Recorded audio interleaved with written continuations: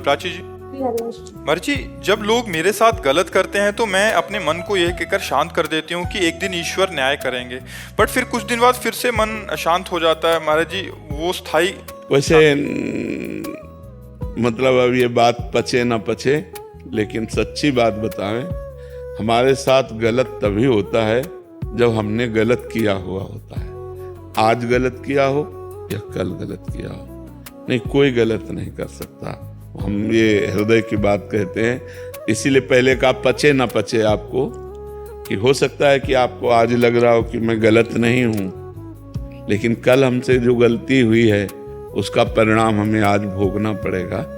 जैसे दोनों kidney fail है, डायलिसिस हो रहा है और बचपन से भजन मार्ग में है, तो कल हमसे पाप हुआ ना, कल हमसे गलती हुई, आज उसका हम भोग रहे हैं।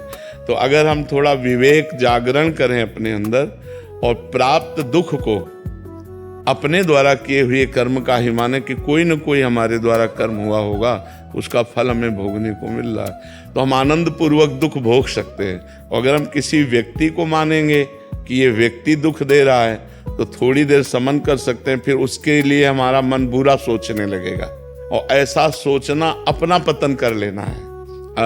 हम किसी का बुरा सोचते हैं तो उसका बुरा होगा कि नहीं, हमारा तो अभी से बुरा शुरू हो गया, क्योंकि हमारी अंतःकरण में जो मलिनता आई वो मलिनता बढ़ती चली जाएगी। उचित यह है कि बुरा करने वाले के प्रति भी हम भगवान से प्रार्थना करें कि इसको सद्बुद्धि प्रदान करो प्रभु। इसको अगर सद्बुद्धि मिल जाएगी तो आज हमारे साथ बुरा किया, ये कभी किसी के साथ बुरा नहीं करेगा और ये अच्छा आदमी बन जाएगा। तो हे प्रभु, हे भगवान, इसको सद्बुद्धि दीजिए। महाराज जी, जब हम सह लेते हैं तो हमारे पाप कट जाते हैं। हाँ, नष्ट हो जाते, पाप नष्ट हो जाते। वैद्य आयुष मिश्रा जी, रेवा से। राधा वल्लभ श्री हरिवंश महाराज जी। महाराज जी, प्रेम लक्षणा भक्ति के मार्ग के साधकों को किसी भी सुख दुख का अनुभव करने पर क्या ये सोचना चाहिए कि ये मेरे पूर्व जन्म के कृत कर्म है, और या जोई जोई प्यारो करे सोई मोहि भावे, इस भावना से युक्त होना चाहिए? दोनों बातें सही हैं, दोनों बातें सही हैं। पूर्व के कर्म के अनुसार ही विधान बनता है, ये शास्त्रीय सिद्धांत है। और भक्ति का सिद्धांत है कि भगवान के विधान के द्वारा हमें सुख और दुख देखना पड़ता है। हमारे भगवान हमको मजबूत करना चाहते हैं।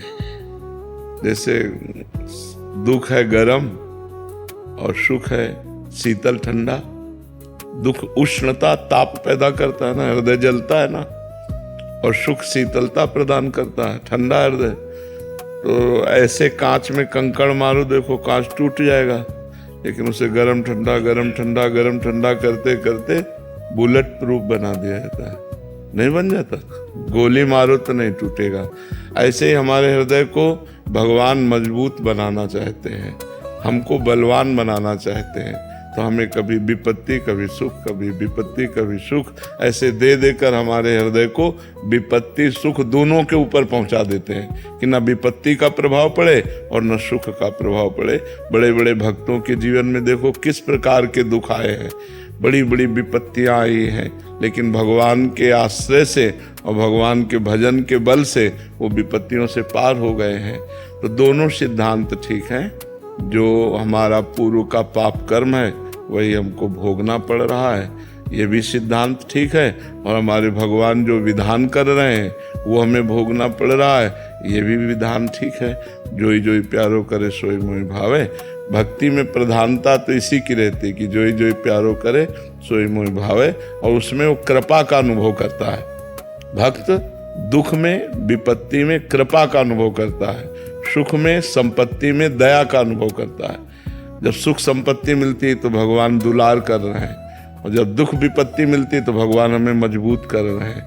तो वो कभी भगवान में दोष दर्शन नहीं करता, भगवान के विधान को मंगल मान करके सहता है। सहत सहत बाढ़े भगत ग्रह तनु गुरु हितगार।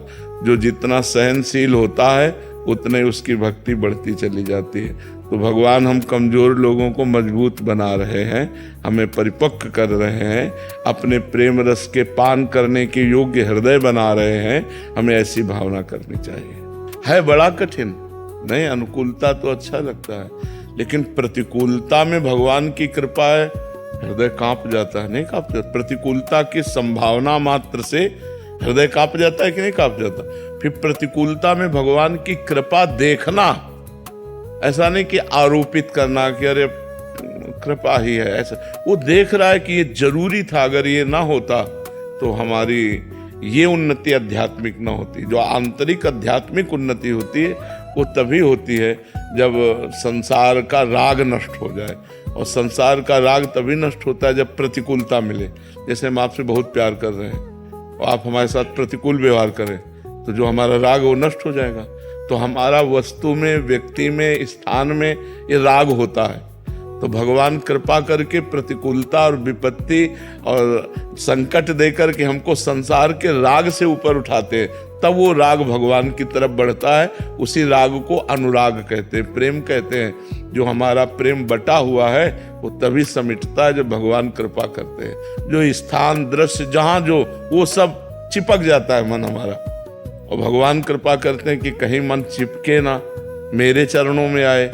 तो सब जगह से विपत्ति, प्रतिकूलता, कोई अपनापन नहीं, तो वो भागता है भगवान की तरफ कि कोई तो अपना होना चाहिए। तो लगता है भगवान के सिवा हमारा कोई नहीं है, और वास्तविक भगवान के सिवा कोई नहीं है। सब स्वार्थ के बंदे हैं।